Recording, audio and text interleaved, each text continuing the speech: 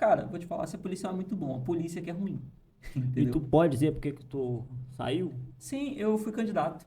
E aí existe uma regra constitucional que o militar, quando ele tem menos de 10 anos, ele deve se afastar da atividade. E aí, exclusivamente para o militar, os tribunais entendem que esse afastamento significa um afastamento permanente. Porque se o presidente sofre um impeachment, o afastamento dele é temporário, enquanto está rolando o processo. Qualquer outro agente público, seja ele de qualquer esfera que não seja militar, mas seja do judiciário, do executivo, do legislativo, o verbo afastar tem caráter temporário. Para o militar é definitivo. Então você sai candidato, rua. Menos de 10 anos como militar, sai o candidato, rua. Inclusive, mas isso, e aí eu repito, É tipo considerado é, abandono de emprego? não é abandono de Não, emprego, mas é tipo isso. não, A cabeça deles é isso? tem a regra de incompatibilidade, né? Então, assim, se você está num cargo público, para você concorrer, para que você não cometa abuso de poder, você tem que se desincompatibilizar. E aí, se você, sei lá, se você estou chutando aqui, eu não tenho os prazos de cabeça, tá? Mas se você é ministro, o prazo é de 6 meses. Se você é professor, o prazo é de 3 meses. Se você é presidente, o prazo é de 6 também. Aí tem prazos diferentes. Para o militar, além desse prazo de 3 meses, a depender, porque se o cara for general, são 6 meses. Além desse período de desincompatibilização, que você fica afastado da sua função, se você tem menos de 10 anos, você é demitido. Só que, qual é a lógica disso? A lógica disso, e que está sendo, mais uma vez, estão tentando reiterar isso no Congresso, é impedir a participação dos militares na política. Por quê? Porque os caras têm medo que os militares retornem ao poder como foi em 64.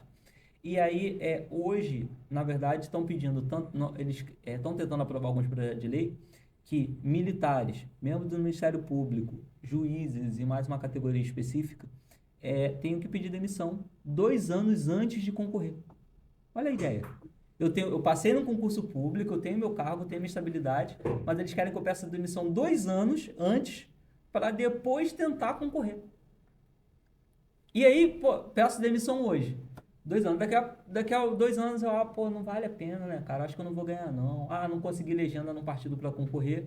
E agora? Já me demiti?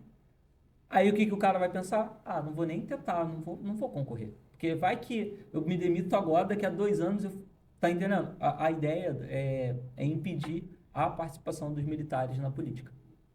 Mas assim, não tô defendendo, mas você não acha que isso talvez seja bom? Não. O militar, ele é Não, mas cidadão. você não acha que talvez existe risco realmente de ter Não. interesse em tomar o poder? Vamos lá. Primeira coisa. A gente tem cenários totalmente diferentes hoje do que você tinha em 64.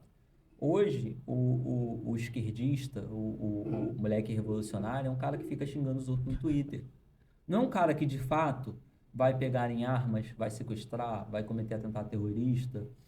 Você tem até um outro que tem um pensamento um pouco mais radical, mas é uma minoria.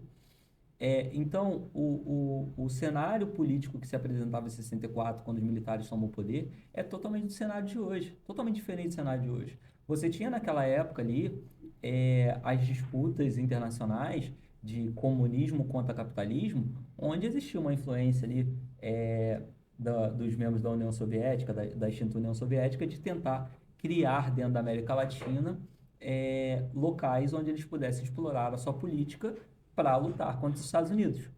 Hoje, por exemplo, você tem a Rússia fazendo algo similar. Isso não se aplica ao Brasil, mas à Venezuela. Isso se aplica ao Níger, que estão tendo influência da Rússia para mobilização política. Por exemplo, o Níger sofreu um golpe de Estado agora, financiado pela Rússia. Isso é fato, porque os caras que fizeram o golpe de Estado no Níger estavam com uma bandeirinha russa. Tá entendendo? E na época de 64, você tinha o Brasil como aliado dos Estados Unidos e você tinha membros da União Soviética tentando implantar o comunismo no Brasil. De fato, na época existia. Hoje o cenário é totalmente diferente. Hoje o comunismo no Brasil tem uma galera que quer, de fato, o comunismo, toma tudo, expropriação dos meios, dos meios de produção? Tem. Mas isso não, se isso for ser encaminhado, não vai ser encaminhado por meio da força. Então os militares não vão ter que tomar as mesmas atitudes que tomaram anteriormente. Hoje você tem disputa ideológica e vai se disputar no campo ideológico, sabe? Não vejo mais cenário para golpe de Estado e alguém tentar e tal, até porque a repercussão internacional disso seria muito ruim para o Brasil. Cara, é só você ver que, assim, os militares, eles saem em 84, reabrem a democracia no Brasil, porque eles decidiram fazer isso. Óbvio, existiam pressões? Existiam pressões. Mas, assim, eles olharam e falaram, cara, o momento hoje é outro. O momento sociopolítico global é outro. O risco de você ter uma insurreição armada aqui hoje é pequeno, é pequeno. Então, dane-se, entrega isso aí. Então, a gente tem um outro momento. E o nosso militar brasileiro, ele é extremamente legalista.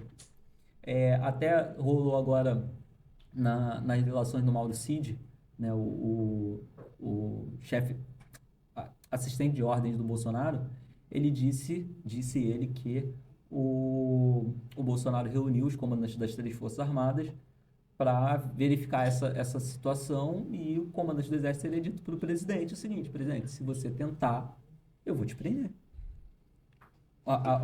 O que o Mauro Cid falou é que o comandante do Exército à época, não lembro qual é o nome do general, ele falou para o Bolsonaro: se tentarem dar um golpe de Estado, eu vou prender.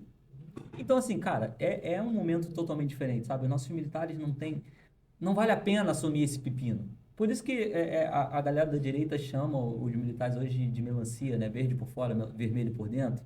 Mas, cara, eu falo o seguinte: hoje você tem uma molecada que tá no Twitter xingando todo mundo e reclamando e falando que... Hoje não, né? Que agora fez o L e o amor venceu. Mas anteriormente você tinha, no governo Bolsonaro, você tinha uma galera dizendo que vivíamos numa ditadura, que não sei o que, isso, aquilo, outro. E, cara, o fato é que o índice de morte diminuiu para todo mundo. O índice de morte de negros diminuiu, o índice de morte de gays diminuiu, o índice de morte de mulheres diminuiu, o índice de homicídio diminuiu no todo. O único aumento que a gente teve foi do feminicídio, especificamente, durante o período da pandemia. O que não estou justificando e menosprezando o feminicídio, mas você tem um fator que é o seguinte: as pessoas começaram a ficar em casa mais tempo, e aí diversos problemas psicológicos vieram disso aí. A gente teve altos índices de ansiedade, de depressão, e infelizmente isso se reflete também em relacionamentos, e relacionamentos que já não eram saudáveis, com essas 2 pessoas trancadas dentro de casa, ansiosas e deprimidas, alguém fez merda. Entendeu? Então, assim, mas isso não é reflexo da política do governo Bolsonaro. Mas a molecada que estava no Twitter já falava: a gente está vivendo genocídio, está vivendo extermínio, uma ditadura, não sei o quê.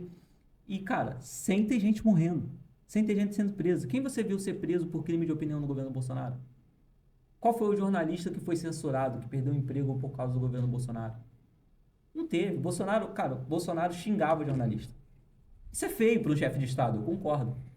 Mas dizer que ele proibiu, que ele vetou, que ele prendeu, nunca houve uma ação direta. E deixando claro, eu não sou bolsonarista. Eu não acho que o Bolsonaro é a solução para o Brasil, não. Tá? Mas, nesse sentido, eu tenho que defender o cara. Irmão, ele deixou a imprensa rolar. Aí ele não gostava da imprensa, ele ia lá e fazia a live dele no YouTube, no Facebook. Tá entendendo? Mas ele deixava a imprensa falar. Irmão, a Globo, durante a campanha, todo domingo, no Fantástico, ela tirava 5 minutos só para passar a fala polêmica do Bolsonaro. E assim, não era nem opinando. A Globo não opinava sobre a frase. Ela só deixava a frase rolar e dane-se. E o Bolsonaro não tentou fechar a Globo, sabe? Por causa disso. Mas essa molecada já dizia que era uma ditadura. Aí você imagina se os militares realmente assumem o poder. Esse cara que hoje já se achava ameaçado, ele tendo os militares de fato no poder, o que ele vai achar? Que vão matar ele. Ele vai se sentindo o direito de pegar numa arma e partir para a violência contra os agentes do Estado por conta de quê? Irmão, quando eu tô acuado, eu não sou um assassino. Mas se alguém vier para cima de mim, eu vou fazer alguma coisa. Tá entendendo? Cara, meu porte de arma hoje, meu porte de arma é estadual. Então, eu só posso estar armado no Rio de Janeiro. Vim para cá para o Espírito Santo, estou desarmado.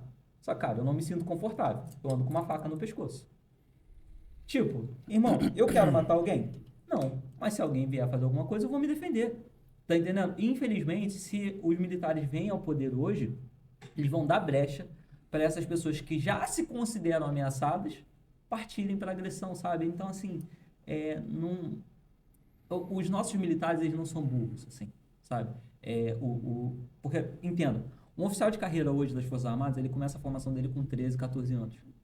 O moleque, ele tá saindo do ensino fundamental, ele faz uma prova, entra numa escola de ensino médio e vive em regime de internato. O caso da Epicar, por exemplo, que é por onde eu passei, o moleque entra ali no primeiro ano do ensino médio e sai de lá, do terceiro ano, direto para a AFA, onde ele vai ficar mais 4 anos. São 7 anos em regime de internato. Só entendendo como que o militarismo tem que ser e o nível de responsabilidade que eles têm em suas mãos. Então não dá para você dizer que um cara que ficou 7 anos trancado, sendo explicado para ele, olha, sua responsabilidade é essa, você tem essa função na sociedade e a sua função, o seu trabalho é defender a sociedade, ainda que com o sacrifício da própria vida, não tem como você dizer que esse cara é um boçal que vai falar, ei, vamos fazer aqui, vamos assumir o poder. Não, os caras entendem a responsabilidade deles, sabe? Tanto que o Brasil hoje é referência em projetos de pacificação. O Exército Brasileiro, tá? O Rio de Janeiro, o PP não tem nada de pacificado ali. Mas o Exército Brasileiro, todas essas calamidades e conturbações, eles são chamados pela ONU. A gente tem missões do Exército Brasileiro acontecendo na África. A gente teve aquela atuação que ficou mais em evidência no Haiti, né? Policiais militares brasileiros também são chamados para missões de polícia internacional com a ONU. Tá entendendo? Porque o Brasil tem essa pegada e os nossos militares, eles entendem. Qual é o meu papel? Meu papel é cumprir a lei. Não importa se o governador é de direita ou se o governador é de esquerda. Eu vou cumprir a lei. O militar, ele cumpre a lei. Então, esse negócio de que o militar vai dar golpe, o militar quer dar golpe, esquece isso, cara. Esquece isso. Infelizmente, eu tentei falar isso para algumas pessoas que estavam em frente aos quartéis. Cara, você pode não concordar com o sistema eleitoral brasileiro, mas você não pode esperar que os militares cheguem lá e façam isso. Sabe? Deem um golpe. Não é assim que funciona. Brasil, né, cara?